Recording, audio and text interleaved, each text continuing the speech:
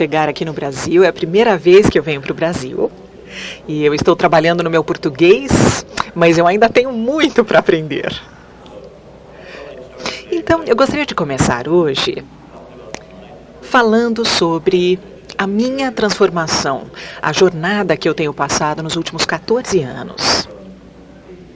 De estar gordo e de estar em boa forma, até estar em boa forma. Vamos ver se isso vai funcionar. Isso começou em 1997, quando eu era um médico. Eu sou um médico de família no nordeste da Pensilvânia. E eu estava vendo os meus pacientes, como todos vocês, e eu olhei. A minha aparência, né, era assim.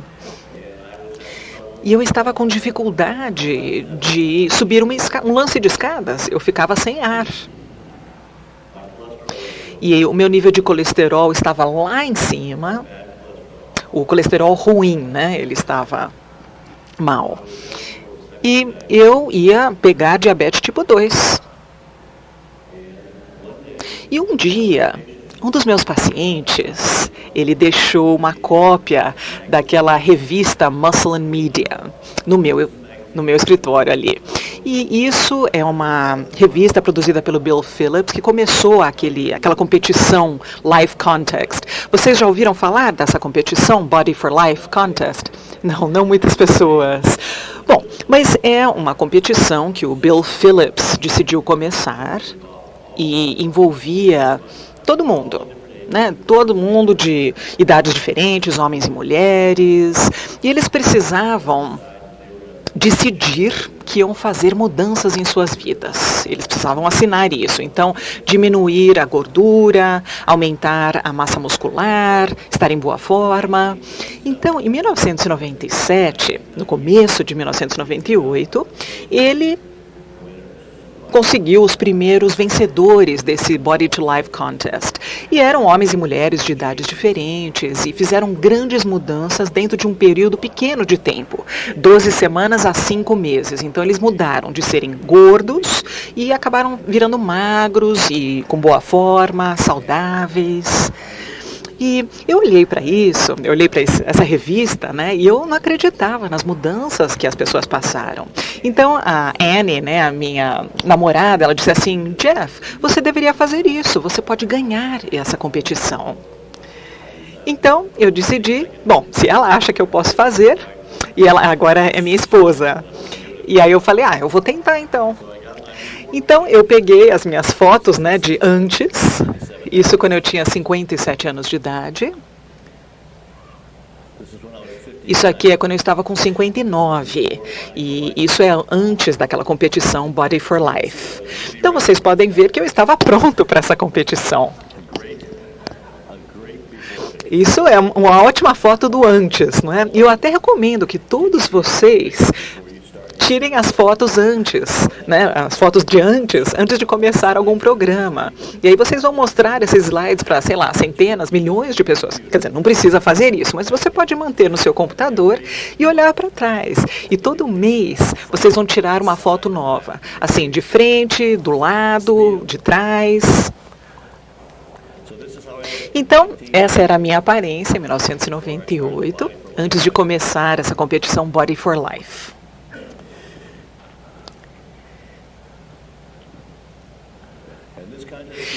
E essa competição era basicamente mudando os hábitos alimentares e fazendo exercício correto. Então, puxando peso, levantando peso e também exercícios cardiovasculares. Opa! Então, essa era a minha aparência depois de 19 semanas. E isso foi tudo com os exercícios corretos e também a nutrição correta. E eu não tenho ideia de como eram os meus hormônios, meus níveis hormonais, quando eu tinha 59 anos de idade. Então, eu consegui fazer isso apenas com nutrição e exercício. E eu ganhei a competição. Eu me tornei campeão ali da minha idade, né, variação de idade. Então, são homens e mulheres com 55 anos e mais. Então, era o único grupo onde você tem homens e mulheres competindo juntos. Então, isso me lançou numa nova carreira de bem-estar e saúde, comendo os alimentos corretos. Então eu voltei para o Nordeste lá da Pensilvânia e eu tentei fazer com que meus pacientes fizessem o que eu estava fazendo. E, na verdade, era uma batalha perdedora. No Nordeste da Pensilvânia, é como grande parte dos Estados Unidos, né? As pessoas comem mal, não se exercitam, muitas delas fumam e elas simplesmente envelhecem, né? Ficam velhas à medida que envelhecem e ficam doentes e morrem de todas essas doenças e elas acham que isso é normal, né? Um processo normal da vida. Né? Quando você chega aos 45 ou 50 anos de idade, você começa a ficar velho. E existem muitos médicos no nosso país que também acreditam nisso, que o processo de envelhecimento significa que você está ficando velho. Então, depois, aos 64 anos de idade, na verdade, quando eu tinha 63, eu percebi que eu estava perdendo a minha capacidade de tirar essa gordura do corpo. E eu estava ali aumentando a gordura visceral, mesmo fazendo exercícios e mesmo comendo super bem, me alimentando super bem. E eu pensei, o que será que está acontecendo? E aí eu ouvi falar dessa empresa chamada Senogenics, que é uma empresa de medicina que tem a ver com esse envelhecimento, né? E eles têm a ver com os exercícios certos, o tipo de nutrição correta, a suplementação correta também. Mas eles tinham uma coisa nova que eles acrescentaram, que era corrigir a deficiência hormonal. Então eu me tornei um paciente em 2003 e eu descobri que os meus níveis hormonais, nível de testosterona, de hormônio de crescimento, DHEA, todos eles estavam muito baixos. E isso começou a me dar a explicação porque que eu estava engordando ali na área visceral, mesmo fazendo tudo certo. Então, quando eu me tornei um paciente dessa empresa Cetogenics, eu comecei a tomar testosterona, comecei a tomar hormônio de crescimento, e isso mudou e eu cheguei a isso aqui. Então, isso aqui, essa foto já tem 9 anos de idade, e os meus pacientes me perguntavam, né? Será que eu ainda estou com a mesma aparência de quando eu ganhei aquela competição Body for Life? E eu estava de terno, né? Eu falava assim, tá igualzinho. Então, por isso que eu tirei essa foto e eu pendurei ali na minha parede. E nós temos uma revista chamada GQ, e eles fizeram um artigo muito longo, né, sobre a Cetogenics e pediram se podiam usar a minha foto. Então, em 2006, esse artigo, ele saiu, né, em janeiro de 2006, e estava com a minha foto ali. E o artigo foi um grande sucesso. E aí, a Senogenics começou a utilizar a minha foto para fazer o marketing da empresa. Então, essa foto, acho que talvez alguns de vocês já viram. Então, a minha aparência era assim aos 64 anos de idade. E essa é a minha aparência no ano passado, aos 72 anos de idade. Isso está na capa do meu livro. Então, o que é interessante sobre o meu programa é que você continua a ficar com uma aparência melhor e melhor na medida em que envelhece. Todos nós vamos envelhecer, tudo envelhece, mas nós não precisamos ficar velhos. E o meu programa é justamente sobre isso, não ficar velho. É só melhorar.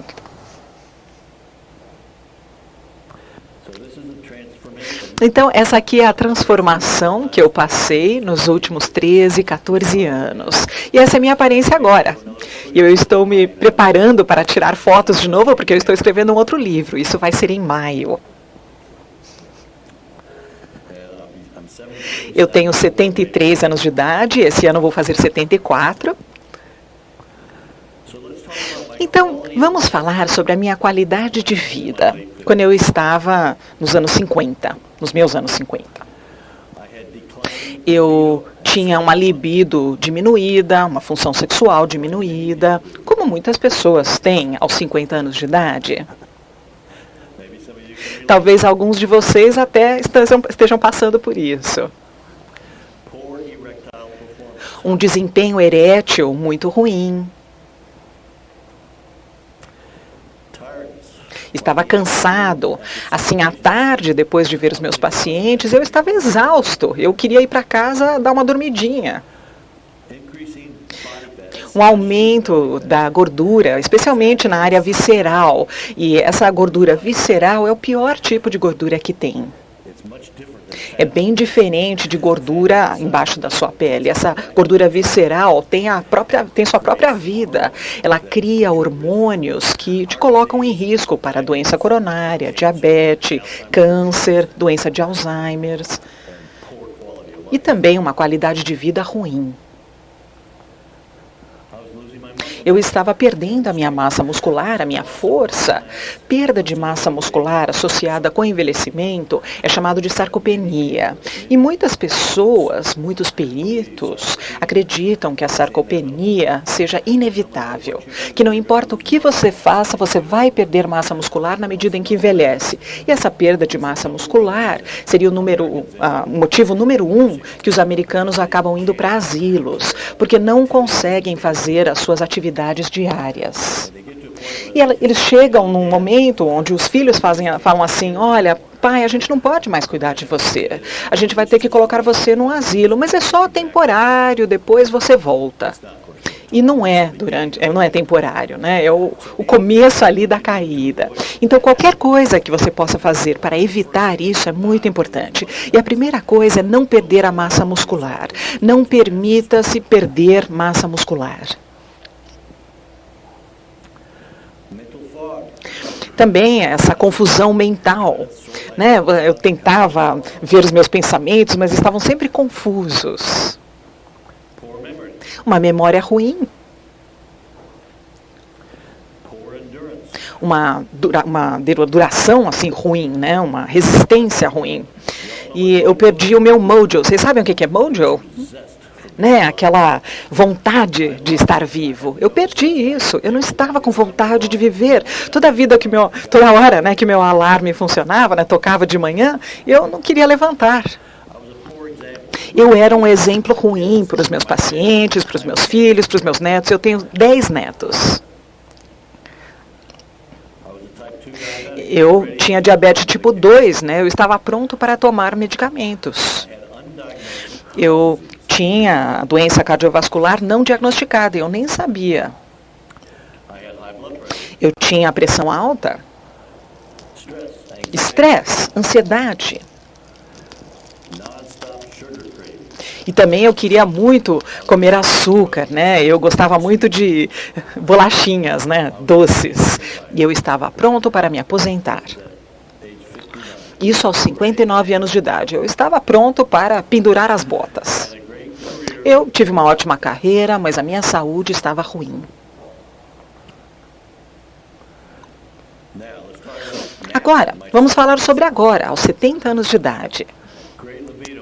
Eu estou com uma ótima função sexual, libido, igual ao de uma pessoa de 30 anos de idade.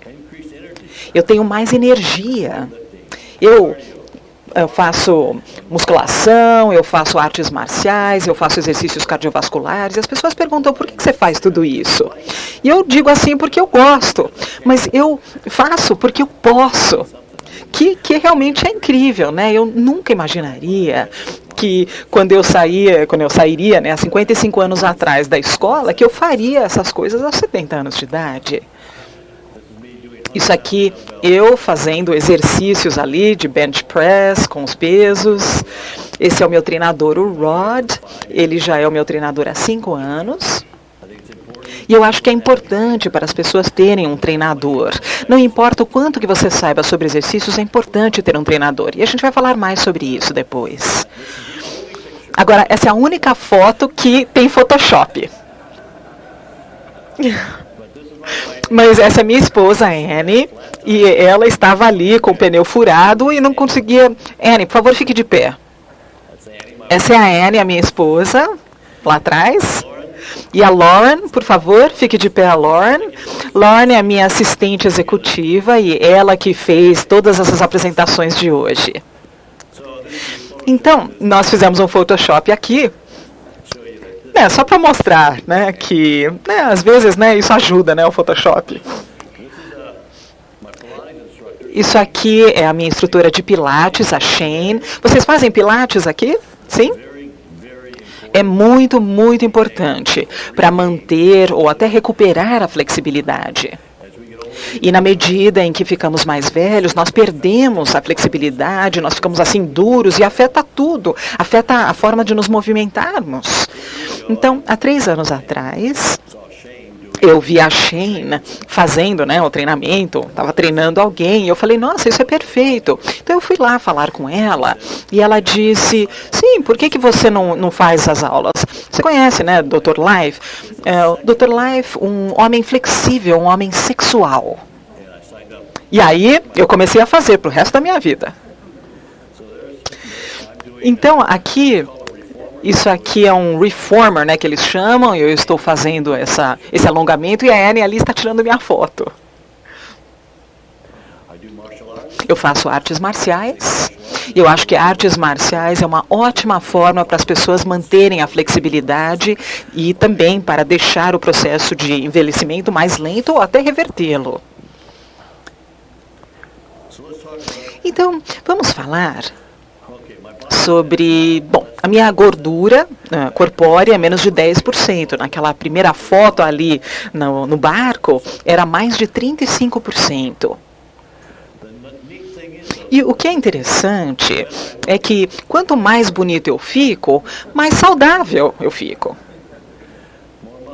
Eu tenho mais massa muscular, 12 libras aí de mais massa muscular nos últimos anos. Então, essa ideia de sarcopenia ser inevitável, isso é besteira. Nós não precisamos perder a massa muscular na medida em que envelhecemos. E eu falo sobre isso no meu livro. Por que os exercícios certos, a nutrição certa e a suplementação certa de hormônios realmente fazem a diferença. Eu tenho grande resistência. O meu mojo, aquela vontade de viver está ali muito bem. Eu acordo assim 4h30, 5 horas da manhã todos os dias. Eu saio da cama rapidamente porque eu estou ansioso para começar o dia. E às 6h15 eu encontro o meu treinador e nós começamos a fazer exercícios. E é assim que começa o meu dia. Depois eu vou até às 9 da manhã. Desculpa, eu vou até às 9 da noite no meu dia. E eu sou um grande exemplo para os meus filhos, para os meus netos, para os meus pacientes e todos os baby boomers. Não tem evidência de diabetes. A doença cardiovascular, que eu descobri alguns anos atrás, eu descobri isso, e isso regrediu ao invés de progredir, regrediu. Eu tenho pressão normal. E o que eu estou dizendo sobre mim se aplica a quase todos os meus pacientes. Eu consigo agora controlar o estresse, a ansiedade. A minha pele melhorou. Eu estou otimista, eu estou assim animado com projetos novos. Eu escrevi meu primeiro livro no ano passado e agora já estou trabalhando no meu segundo livro. Nesse momento estou trabalhando nele. Melhora do foco, eu penso melhor, sem muita confusão. E a segunda metade da sua vida deveria ser a melhor parte da sua vida, com certeza. E esse não é o caso para a maioria das pessoas. A maioria das pessoas olha para a segunda fase de sua vida como aquela coisa que já era, uma jornada para baixo. E não precisa ser dessa forma e não deve ser dessa forma. Pense assim, todo o tempo e energia que você colocou na primeira parte da sua vida, na primeira metade. Você vai jogar tudo isso fora? Não, gente, você precisa capitalizar nisso. Vamos falar rapidamente sobre a Cenogenics. A Cenogenics começou em 1997, foi fundada por 2 pessoas, Ellen Mintz e John Adams, e se tornou a maior prática de medicina anti-envelhecimento do mundo e a minha foto está ali em todo o marketing deles, eu faço parte disso. E 2.000 dos pacientes são médicos. E a abordagem de Cenogenics, que eu vou entrar mais tarde hoje, basicamente, as pessoas assinam ali, né, para se tornarem nossos pacientes e nós mandamos ali para eles fazerem os exames de sangue, aí eles fazem os exames de sangue, aí eles vêm nos visitar e a gente tem um questionário bem abrangente, um dia de 7 horas, que inclui avaliação de exercícios, que seria diagnóstico, né, assim que a gente chama.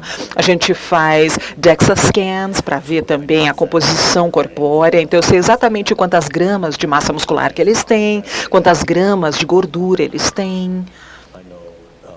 Eu sei qual a porcentagem de gordura que eles têm no corpo, a densidade óssea, a gente vê também testes cognitivos. E depois a outra metade, eles passam com o pessoal de exercício e nutrição que a gente tem, aprendendo como se nutrir melhor, se alimentar melhor, para eles saberem o que eles estão fazendo de errado e o que eles precisam fazer para corrigir. A mesma coisa na parte de exercícios. E depois eles passam pelo menos 2 a 3 horas comigo e eu faço assim algo sob medida para eles, um programa sob medida. Eu vejo suas vidas e o objetivo é corrigir para eliminar ou diminuir os biomarcadores de doença que eles têm e também melhorar os níveis hormonais e outros biomarcadores que eu vou discutir mais tarde hoje. E depois eles saem pela porta e a gente acompanha de perto, né? Depois de 8 semanas eles fazem os exames de sangue de novo e depois de 3 meses de novo. Então a gente realmente acompanha os nossos pacientes de perto e eles passam muito tempo no telefone, falando com o pessoal de nutrição, de exercícios e comigo também. Aqui nós temos testemunhos de pacientes que vocês já ouviram que eu fiz, né? Então isso aqui é um paciente de 40 anos de idade. Por que todo mundo no planeta não está fazendo esse programa? Provavelmente porque é meio caro, não é? Mas fora isso, todo mundo deveria fazer isso. E todo mundo pode fazer um tipo de programa assim, sem gastar tanto dinheiro. Isso aqui é um homem de 54 anos de idade.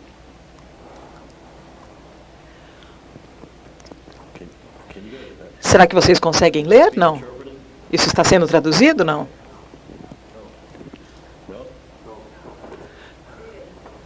Pode ler. É só o que eu digo, né, que está sendo traduzido? Certo. Então, esse cara diz o seguinte: ele está mais forte, está mais fisicamente capaz, a vida sexual dele melhorou dramaticamente e ele e sua esposa estão bastante agradecidos, eles têm mais acuidade mental e ele sente também um grande senso de bem-estar. E ele quer ter muitos anos de envelhecimento jovem. Esse aqui tem 66 anos de idade. E ele teve uma reversão dramática da sua diabetes. Isso foi apenas com nutrição e exercícios. Ele perdeu peso, de 155 ele foi para 98 libras. Vocês trabalham com libras ou quilos? Ah, com quilos, tá. Então, de 160 mais ou menos. Então, ele perdeu mais ou menos 5 quilos, é isso?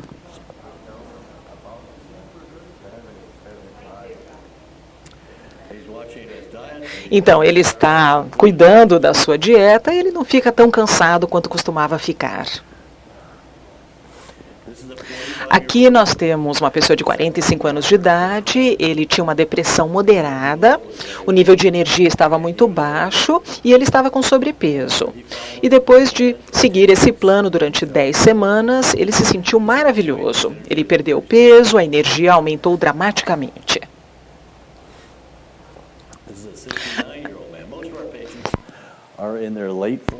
Aqui um homem de 69 anos de idade. Grande parte dos pacientes estão ali nos 40 anos, tem 50 anos, alguns têm 60 e tem alguns com 70 e um paciente com 80 anos de idade.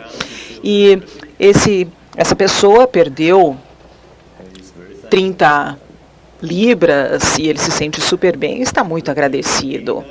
Aqui nós temos uma pessoa de 89 anos de idade. O filho dele é médico e resolveu colocar ele nesse programa. E ele tem, na época, ele não podia fazer nada. Ele não conseguia andar mais de 100 pés.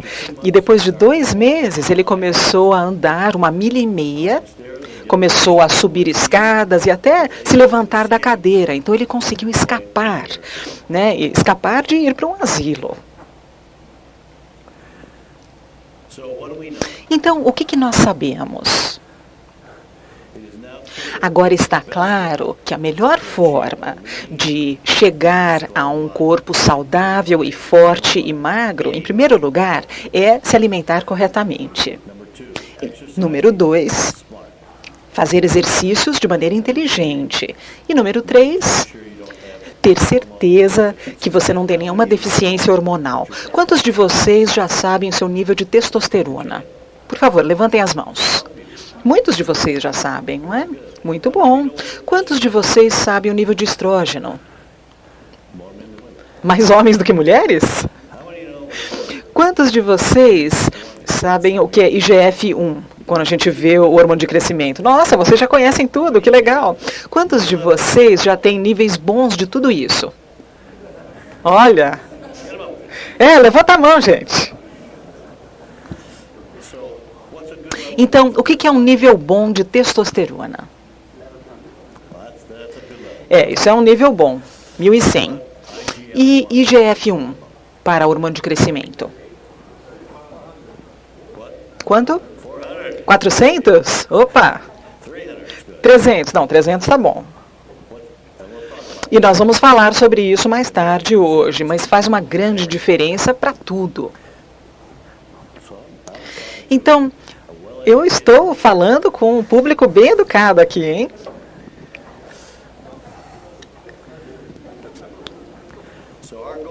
Então, nosso objetivo é para que cada um de nós morra jovem e numa idade muito, muito velha. Esse é o objetivo para todos nós aqui e para todos os nossos pacientes também. E não tem motivo para não poder fazer isso. Então, vocês têm uma decisão a tomar. Será que você quer ser como esse cara aqui, que tem a mesma idade que esse outro? Ou será que você quer ser esse cara? E, na verdade, é isso. Ok, então vamos abrir para perguntas. Quem que tem a primeira pergunta?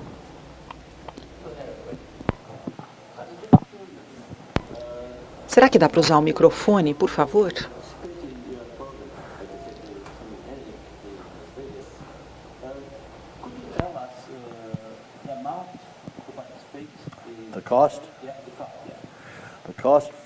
A pergunta foi sobre o custo da avaliação com ele. O custo é de $5.000. Isso inclui todos os exames de laboratório e o dia todo que você passa no meu consultório. Tudo, tudo. Então, os exames de sangue e o dia todo que vocês ficam lá. E depois, um programa é mais ou menos $1.000 por mês. A não ser que você precise de hormônio de crescimento. Aí fica muito mais caro. Você precisa colocar mais 1.000. Isso incluindo tudo, é isso? $1.000 por mês, cobre todos os exames de sangue, os exames de sangue que você vai fazer depois, todos os exames laboratoriais, todos os remédios, tudo.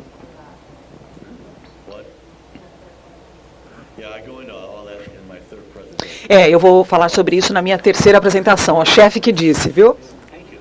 Obrigado. Quem mais? Vamos lá, gente. O Mário disse que vocês iam ter muitas perguntas. Sobre o câncer prostático. Será que alguém pode dar o microfone? Então, e o câncer de próstata? E também, são duas perguntas ali, na verdade. Vamos pegar o aumento, né, da próstata.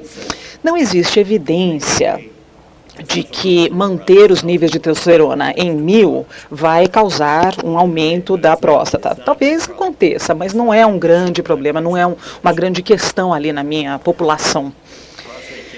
O câncer de próstata. Todo mundo nos Estados Unidos, um médico assim de medicina tradicional acha que testosterona vai causar o câncer de próstata. Não, não é o caso. Na verdade, os homens com níveis baixos de testosterona estão com risco maior de ter o câncer de próstata. E não apenas ter o câncer de próstata, mas também ter uma forma agressiva de câncer de próstata. Então, as pessoas que andam por aí com níveis de testosterona abaixo de 250 estão com um risco maior de ter o câncer de próstata e de uma forma ruim. E nós temos também um número pequeno de pacientes com câncer de próstata. A gente já pega ali no começo, porque a gente faz os exames de sangue e seguimos de perto, né, acompanhamos de perto. E nos últimos 10 anos tivemos várias pesquisas que foram feitas, e eu até coloquei uma lista do meu livro para mostrar que a testosterona não causa câncer de próstata. Se você tiver câncer de próstata e se você tomar testosterona, será que vai piorar? Sim, provavelmente. Agora, o que vai acontecer? Vai permitir que vai permitir o diagnóstico muito mais cedo, e aí vamos poder tratar. Então, o pensamento ali, pensar sobre a testosterona causando o câncer de próstata, isso começou nos anos de 1900 e nunca houve nenhum estudo para dar apoio a isso. E os nossos estudos mostram que isso é diferente, é o oposto. Tudo bem? Eu vou falar em português. So I'm going to speak English. Alguém precisa dar o fone para ele. Alguém pode dar o fone para ele?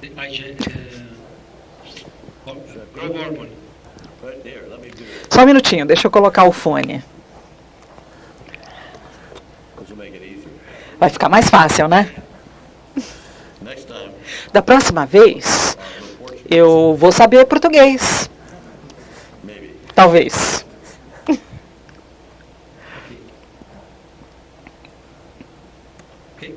Tudo bem?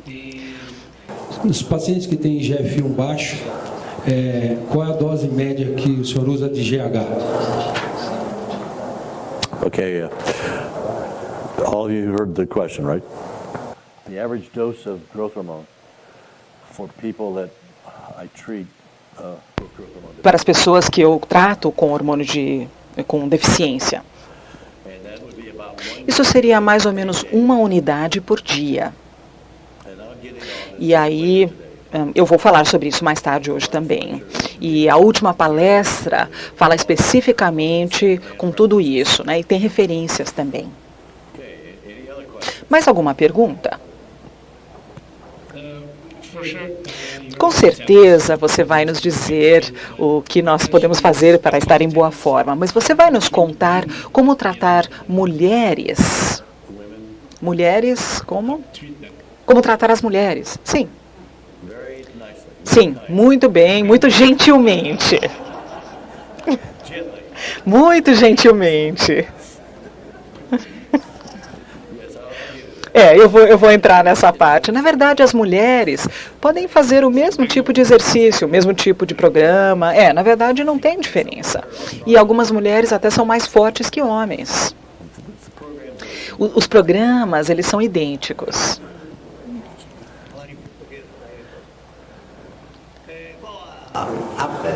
A predominância do câncer de próstata, ele está mais relacionado com a queda da testosterona ou com a predominância estrogênica?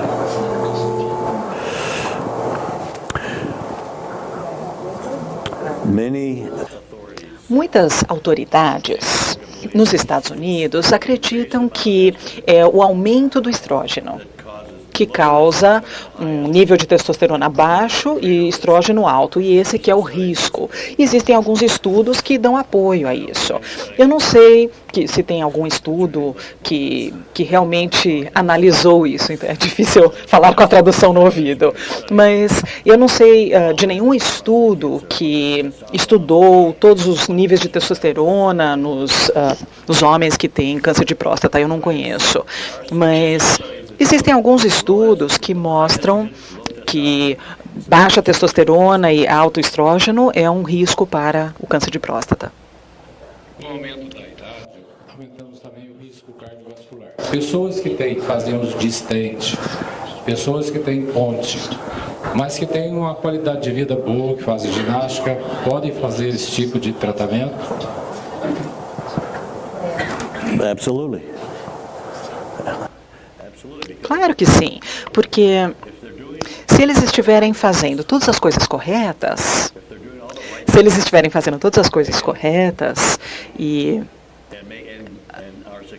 e tiverem sucesso, né, fazem a alimentação correta, os exercícios, a suplementação, mas se eles tiverem níveis de hormônio baixos, eles estão com um obstáculo aí, uma barreira. Se eles corrigirem isso muda tudo.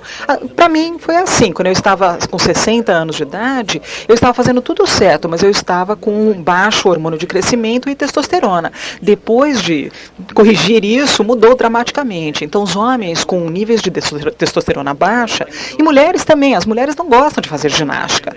Quando elas vão fazer ginástica, elas não têm resultados. Então, elas ficam desmotivadas e muitas pessoas param de ir, desistem. Mas se os níveis de testosterona estiverem bons, isso muda a dinâmica toda. Mais uma pergunta, gente. Em português. No programa Body for Life, ele preconiza 3 treinos de peso de 45 minutos e mais 3 treinos cardio de 20 minutos, né, por semana. Isso daí é suficiente ou acredito que é algo mais para complementar?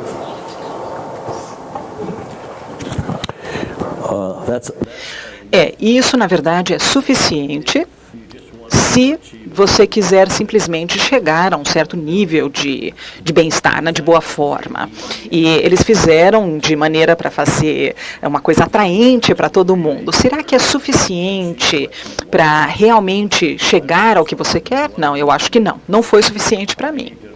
Eu preciso levantar peso 4 ou 5 vezes por semana. E eu faço isso porque eu realmente gosto. Eu realmente gosto. Agora, a parte cardiovascular, se você estiver realmente obeso, se tiver muita gordura visceral, abdominal, você precisa fazer mais do que só 3 vezes por semana.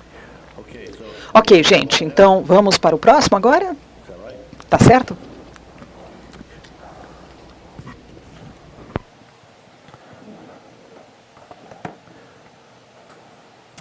Okay, now I'm going to talk. Agora eu vou falar sobre essa medicina de gestão de idade.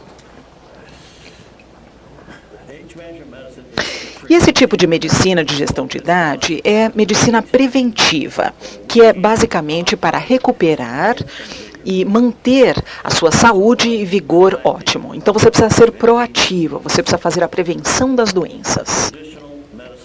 E a medicina tradicional nos Estados Unidos tem a ver com doenças, está relacionada a doenças.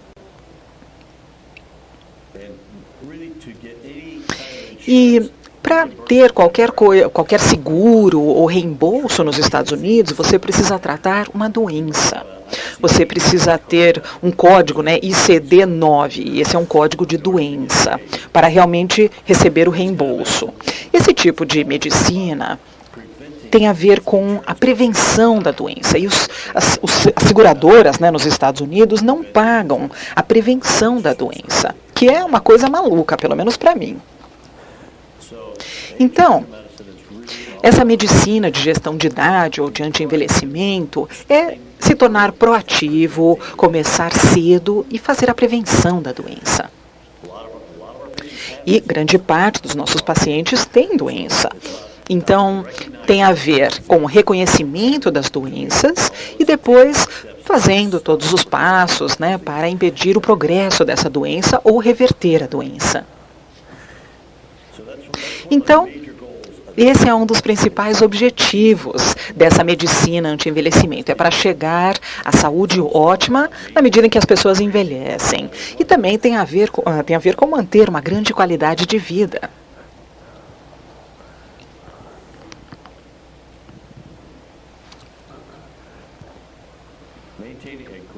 Manter uma boa qualidade de vida, grande parte dos pacientes que vêm para mim, geralmente homens, né, e muitas mulheres também, eles chegam em mim porque a primeira reclamação é que perderam sua energia. Elas não têm mais energia. E o segundo grande motivo, que na verdade eles não falam assim de cara, mas talvez o maior motivo é que perderam sua função sexual, está em declínio. Então, a qualidade de vida é uma parte muito importante do que nós fazemos. E a coisa boa é que, se você manter uma ótima qualidade de vida na medida em que envelhece, você também evita as doenças, né? Previne as doenças. É uma situação ganha-ganha. Então, nós fazemos os nossos exames, nós temos um grande questionário, depois a gente vê os nossos pacientes e conversamos sobre o que eles estão fazendo, seus objetivos e partimos daí. Nós também temos muitos estudos diagnósticos que são feitos enquanto eles estão aí, por exemplo, o teste de força, e você faz também o chest press, o overhead press, né, quando você empurra para baixo com os braços, e também o leg press. Então, são 4 testes ali de exercícios, né, para ver a força ou a fraqueza ali nos principais músculos. Nós fazemos também o DEXA scan. Vocês fazem DEXA scans? DEXA scan. Nós vamos falar sobre isso mais tarde, é isso? Ah, é o próximo, tá bom. Ele está se comunicando com a assistente aqui atrás. Então, vamos falar sobre os marcadores das doenças. Esses são biomarcadores que nós analisamos. Nós temos a hemoglobina A1C. Vocês fazem exame para isso? Sim? Então, a hemoglobina A1C é um exame que, nos Estados Unidos, até recentemente, era utilizado exclusivamente para diabetes, para avaliar os cuidados, a qualidade de cuidados dos diabéticos. E, como vocês sabem, é uma medida de quanto açúcar está aderido à molécula de hemoglobina na sua hemácia. Então, na verdade, é um grande biomarcador para determinar um período de 3 meses, né? Então, você tem uma janela ali de 3 meses para você controlar o açúcar no sangue. Porque vocês sabem que as hemácias, elas vivem durante 120 dias. Então, na medida em que a população de hemácias, você tem essa curva ali que parece um sino, e aí você tem aquela média, né, para aquele período de 3 meses. Então, isso te diz imediatamente se as pessoas realmente estão controlando bem o açúcar no sangue. E não dá para trapacear nesse exame, né? Muitos pacientes, né, eles acabam fazendo jejum 2 dias antes do exame. Não. Se você fizer um jejum durante 3 meses, aí sim que vai mudar. E um outro exame muito bom, que muitos médicos tradicionais nos Estados Unidos não utilizam, é aquela taxa, né, de triglicérides para HDL. Então, seria o colesterol total para triglicérides. A gente vê isso de triglicérides. Então, eu quero que seja menos que 2. E ali está 3,5. E o último é a homocisteína. Vocês fazem a medida da homocisteína também? Homocisteína é um teste, um exame muito sensível de sangue, e ele precisa ser mantido a frio E depois o exame precisa ser feito em 1 hora, senão você vai ter níveis falsos, né, muito elevados de homocisteína. A homocisteína não é tão popular agora nos Estados Unidos como biomarcador para a doença cardiovascular.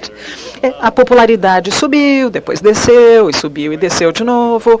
Agora não está muito popular, e eu acho que o motivo pela falta de popularidade agora são as discrepâncias que você não tem se você não tirar o sangue corretamente.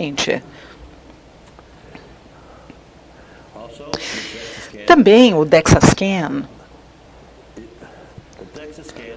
ele nos diz exatamente quanta gordura a pessoa tem no corpo e nos dá uma porcentagem. E quando você faz o IMC, vocês utilizam o IMC, o índice de massa corpórea?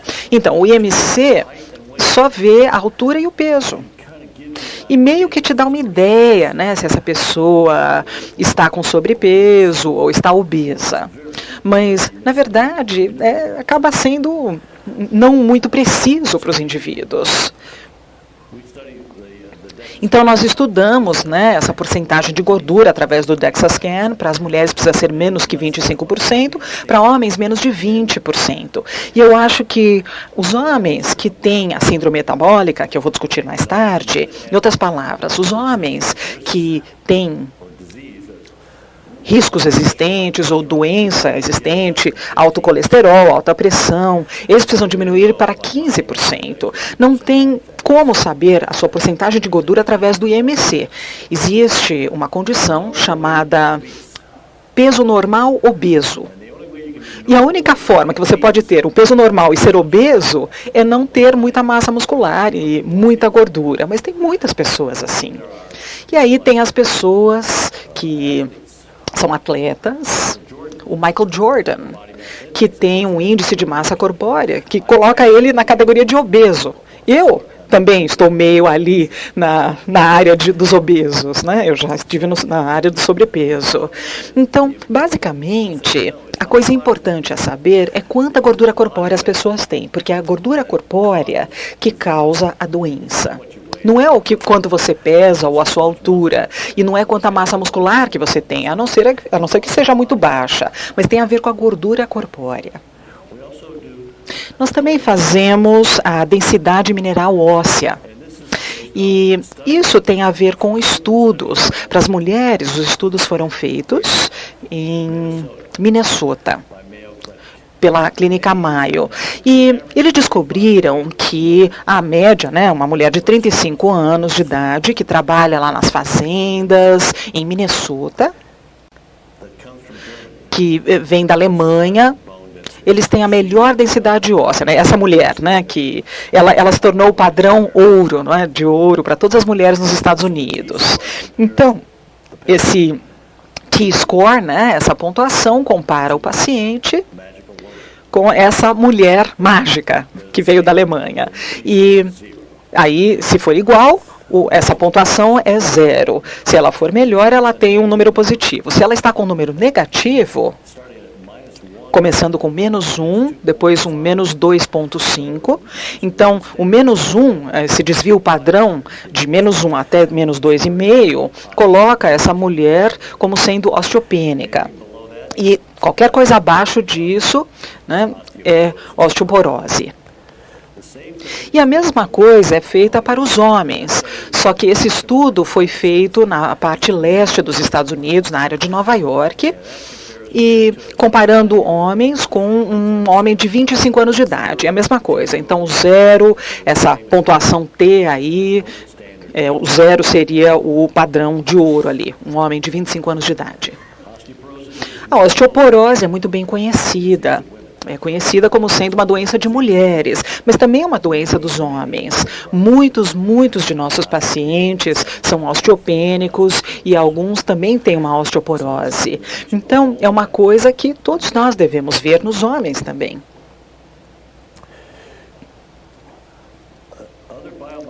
Outros biomarcadores que nós verificamos são a proteína C reativa,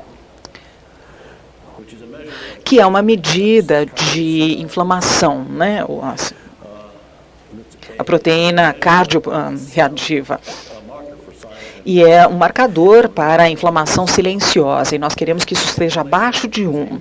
A inflamação é uma grande causa de envelhecimento acelerado em todas as doenças relacionadas à idade. Aqui nós temos aquela taxa ali de triglicérides com HDL. Grande parte dos médicos nem presta atenção nisso, mas precisa ser abaixo de 2. HDL, vocês medem HDL, sim? HDL, nós queremos que isso seja maior que 50. O LDL precisa ser abaixo de 100 e triglicérides abaixo de 100. Isso aqui é um critério muito mais restrito do que a média que é utilizada na medicina tradicional dos Estados Unidos, porque a pessoa em média nos Estados Unidos morre de doença cardíaca. Nós não queremos que os nossos pacientes estejam na média. Nós queremos que todos os nossos níveis hormonais estejam naquela porcentagem, 25% daquela variação normal. Eu gosto de pensar assim, da comparação dos nossos pacientes com uma pessoa de 30, 35 anos. As únicas coisas que não queremos que sejam elevadas, que não queremos ali naquela porcentagem, naqueles 25% de cima, seria o cortisol e insulina. Nós queremos que esses dois estejam baixos. A insulina, em jejum menor de 5 e o nível de cortisol menor que 18. E nós queremos também que os nossos pacientes se deem bem naqueles testes cognitivos, que levam mais ou menos 15 a 20 minutos. Depois nós temos um questionário que nós fazemos também sobre qualidade de vida. Então são 25 questões de qualidade de vida. E se 5 delas são um problema, nós consideramos isso uma coisa significativa.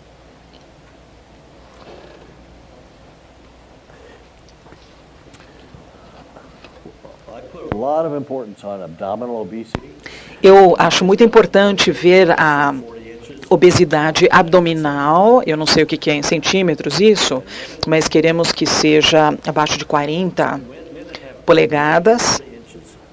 Bom, se eles tiverem, um abdômen ali, a gente mede ali na cintura, se for maior que 40 polegadas, eles estão com gordura visceral demais. A mesma coisa, se as mulheres estiverem com 35 polegadas ou mais de cintura. Então, isso aqui, os triglicérides precisa ser maior, aqui está errado, então é maior que 100, isso é um problema. O HDL, os homens, se o HDL for menor que 40, ele está em risco de ter uma doença. E as mulheres, menor que 50. A pressão, isso aqui é 130, 85, eu acho que deveria ser 120 por 80, no máximo. Então, 120 por 80 ou abaixo. E aí, a glicose em jejum tem que ser menor que 110.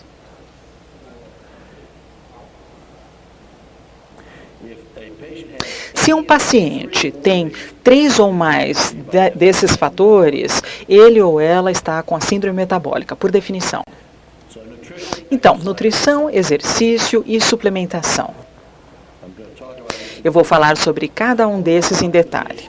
Então, otimização hormonal é a última coisa que eu vou falar hoje, a última palestra. O nosso foco num paciente comum. Um paciente comum, ele entra e um homem, geralmente tem 30% de gordura corporal, ele é um executivo, muito sucesso na sua carreira e ele deu toda a sua vida, para sua carreira e família, e aos 45 ou 50 anos de idade, ele percebe que ele está perdendo alguma coisa, que tudo que ele trabalhou, ele não está se sentindo bem. E é isso que o traz. Então, normalmente, esse paciente vai para o médico dele, que é... E ele diz assim, olha, doutor, eu não me sinto tão bem quanto antes, eu não tenho mais aquela energia, e a minha função sexual está diminuindo, e minha esposa está super chateada.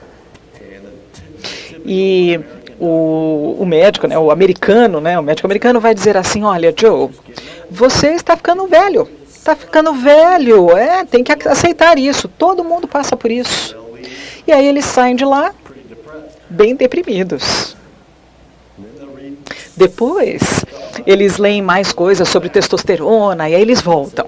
Aí eles falam, olha, eu li sobre essa síndrome de testosterona baixa. Será que pode ser parte do meu problema? E aí o doutor diz assim, bom, vamos fazer o exame. Eu tenho certeza que está bem, mas vamos fazer. Aí eles veem o nível de testosterona e volta o exame de sangue 300. E aí o Joe chega lá e o médico diz, olha, o seu nível de testosterona está normal, está ótimo. E o que ele não diz é que, na verdade, ele é um aluno que ganha sempre D, né? Ele não ganha A ali, talvez até um D menos ali. Ele não diz isso. E aí o Joe sai de lá e fala assim, puxa, meu nível de testosterona tá bom, tá 300, deveria ser 800, 900, 1000. E é aí que eles acabam chegando em mim. E aí eles vão dizer assim, olha, o meu médico disse que meu nível de testosterona está ótimo, mas não está. Então, eu tenho uma abordagem diferente. E é aí que as coisas começam a mudar para o paciente. Dentro de 2 semanas, eles começam a elevar, eles recebem, né, testosterona, se sentem melhor e pensam de maneira mais clara, eles começam a se exercitar de maneira melhor.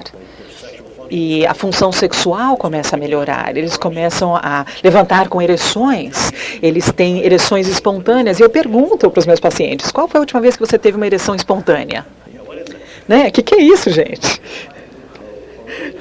Né? Quando que você acordou? Quando foi a última vez que você acordou com uma ereção? Nossa, bom, sei lá, agora que você perguntou, nossa, faz muito tempo.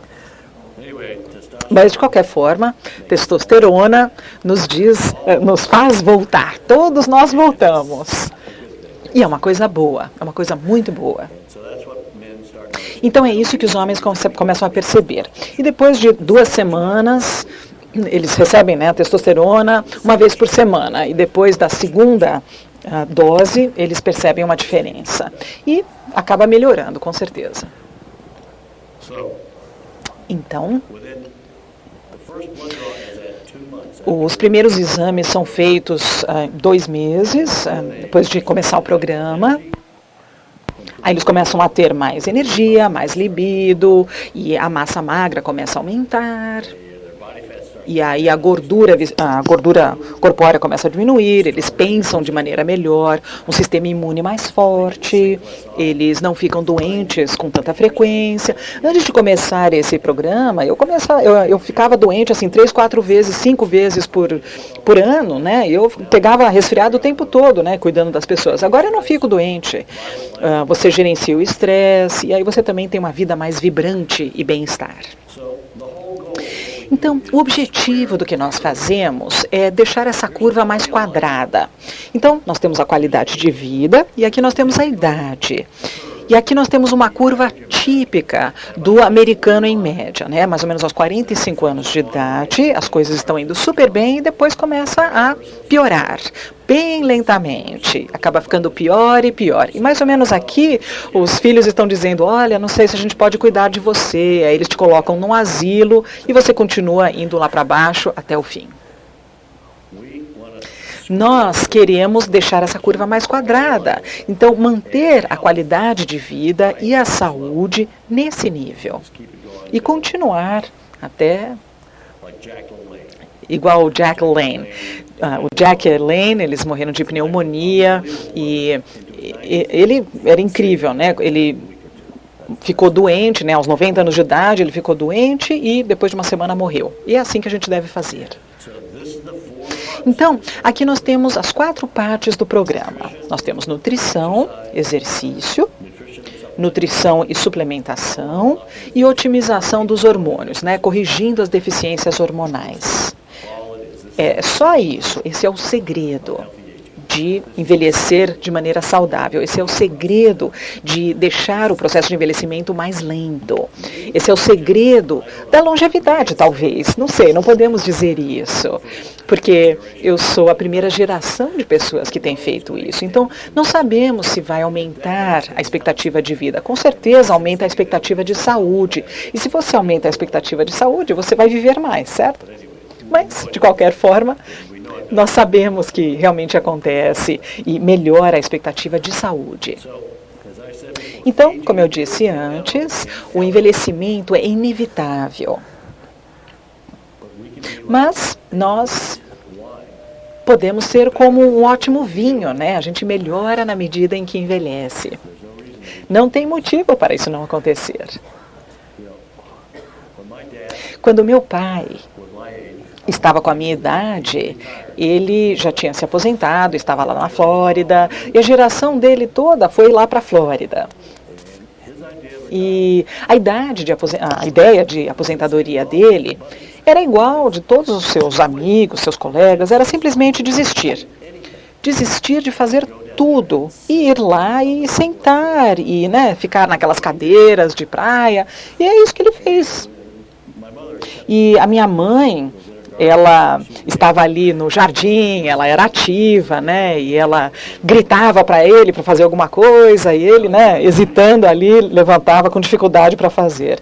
E eu estava ali com ele, e eu falava assim, pai, vamos dar uma caminhada, Cape Coral, na Flórida, falava, vamos dar uma caminhada, e eu estava ali andando à noite, ele andando não muito rápido, e ele não conseguia ficar comigo, ele não me alcançava, mas ele estava com um condicionamento tão ruim, não é que ele tinha a doença coronária, não, ele falava assim, não, espera, então a gente andava um quarteirão, e aí ele sentava, e voltava e sentava naquelas cadeiras de praia, sabe, vocês sabem, cadeira de praia, é quase como uma cama aquilo, não é?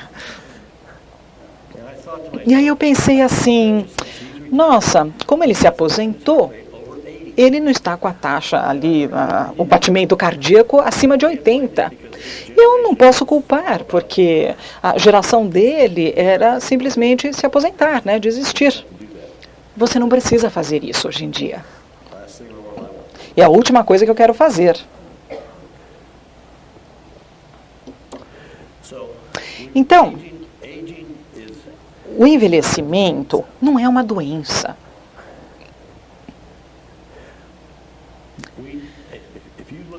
Se vocês olharem para a definição de envelhecimento, é que nós temos mudanças celulares, mas não é um processo de doença. Nós morremos dessas doenças nos Estados Unidos. Então, doença coronária, que é o que mais mata nos Estados Unidos, mais de metade das pessoas que morrem nos Estados Unidos é por causa disso. Câncer é o número 2, AVC, doença pulmonar, diabetes e doença de Alzheimer. Qual que é a causa número 1 de morte no Brasil? É a mesma coisa? É AVC? AVC está acima de doença coronária, de ataque cardíaco? É mesmo? Não, é doença coronária. Tá, doença coronária e doença cardiovascular, que é a principal causa. Isso, é igual nos Estados Unidos. Por que vocês acham que esse é o caso? Eu vou contar por quê. Eu acho que é pelos mesmos motivos que nós temos nos Estados Unidos. Então, nós morremos dessas doenças. Nós não morremos por estarmos velhos. Isso aqui é só um outro slide.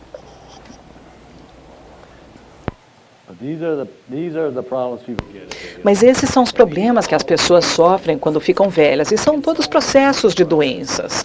E se nós impedirmos, ou prevenirmos esses processos de doenças, nós podemos continuar jovens na medida em que envelhecemos. Isso aqui é nos Estados Unidos. Isso vem de um ótimo livro do Crowley and Lodge. Eles escreveram esse livro em 2004 e mais jovem no ano que vem. E eles dizem que se nós pudermos eliminar, ou nós podemos eliminar mais de metade da doença em homens e mulheres através de estilo de vida. 70% da morte prematura tem a ver com estilo de vida. E é isso que está matando os americanos e é o que está matando também os brasileiros, eu acho.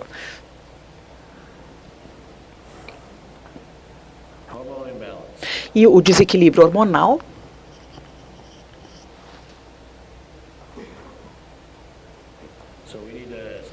Então nós precisamos, eu vou falar sobre isso essa tarde. Isso aqui saiu no Wall Street Journal. Nós temos uma grande epidemia de obesidade nos Estados Unidos, de diabetes, de doença cardiovascular. E eu não sei se nós vamos resolver algum dia. Basicamente, está por todo lado e nós estamos atrás da curva aqui. Nós não vamos resolver. Essa é a primeira geração. Os nossos filhos hoje podem esperar ter uma expectativa de vida menor do que seus pais. É a primeira vez na condição humana que isso acontece. E talvez seja verdade aqui também. Nós temos obesidade, diabetes tipo 2 dos nossos filhos, né? Ali na escola. Vocês têm esse problema aqui? Então, o ponto-chave seria nutrição, exercício e otimização hormonal. Quanto tempo que nós temos para perguntas? 2 minutos? Não, 2 perguntas. 2 perguntas, gente. Vem aqui.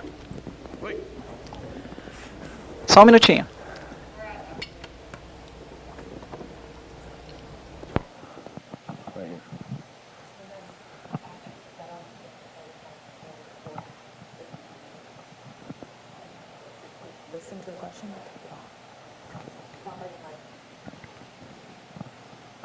Bom dia. Qual o nível máximo de testosterona o senhor aconselha que se conviva para os nossos pacientes?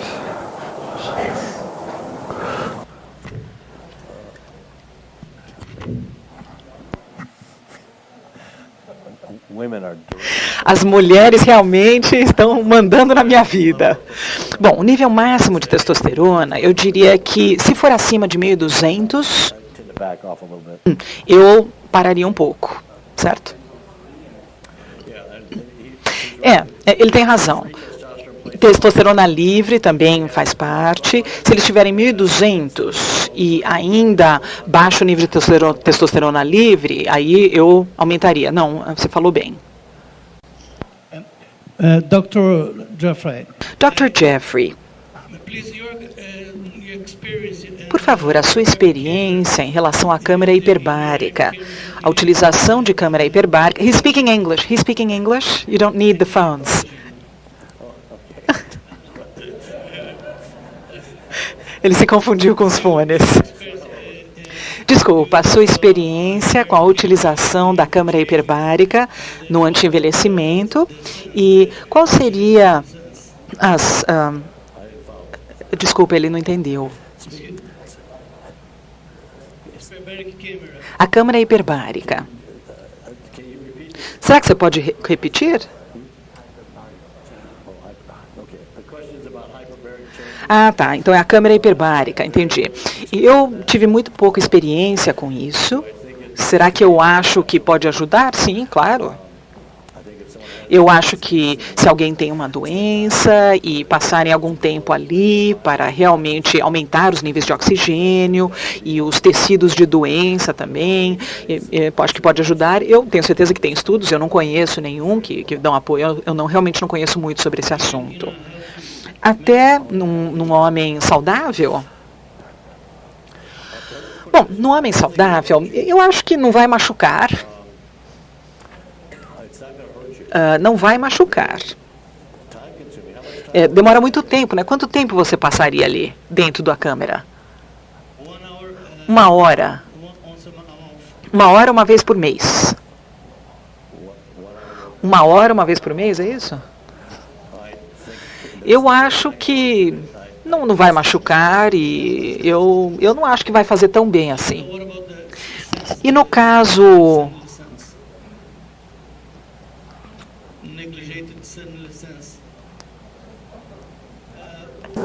A senescência negligenciada, quando o envelhecimento é negligenciado, ou seja, não se faz muita coisa. Isso é uma teoria de um pessoal da Inglaterra, de Cambridge, que eles falam sobre o envelhecimento quando ele é negligenciado, ou seja, não se faz nada para prevenir.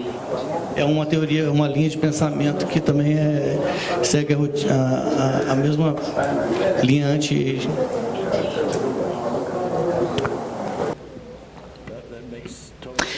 Faz sentido para mim. Nós precisamos fazer tudo o que nós pudermos para não envelhecer.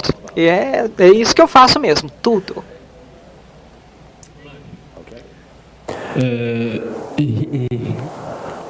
Telefone. Em relação à terceira idade, você faz reposição hormonal sem que a pessoa faça exercício físico? Essa é a primeira questão, né? Segunda questão, o senhor já teve algum caso de estar fazendo reposição hormonal em mulher, cerca de acima de 70 anos, e a pessoa ter menstruado? E como o senhor administra isso?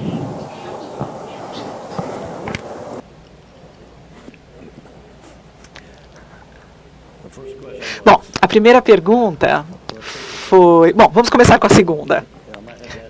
De repente eu vou ter que perguntar a primeira de novo. A segunda pergunta é uma mulher que entra ali com 70. Se ela já está com a menopausa há muito tempo, muitas vezes eu não dou estrógeno para ela. Eu fico meio nervoso com isso. A candidata, né, mais ideal para fazer esse tipo de reposição hormonal é quando ela está com a perimenopausa, está nesse período. E eu mantenho ali os níveis de estrógeno. Se ela está com níveis baixos de estrógeno já há vários anos, não tem progesterona, eu fico meio nervoso de colocar. E aí, a primeira pergunta foi, qual que era mesmo? Se o senhor faz, na terceira idade, a reposição hormonal sem que a pessoa queira fazer exercício físico? Tá certo. Eu tenho uma pequena porcentagem dos meus pacientes que acabam simplesmente fazendo a reposição hormonal. Eles ainda se alimentam mal e não se exercitam. E tem poucos benefícios como resultado. E eu fico em cima deles o tempo todo, e se eles não estiverem seguindo o programa todo, aí eu mando eles embora. Eu disperso. Obrigado por assistir ao nosso vídeo. Esperamos que você tenha gostado e encontrado as informações úteis.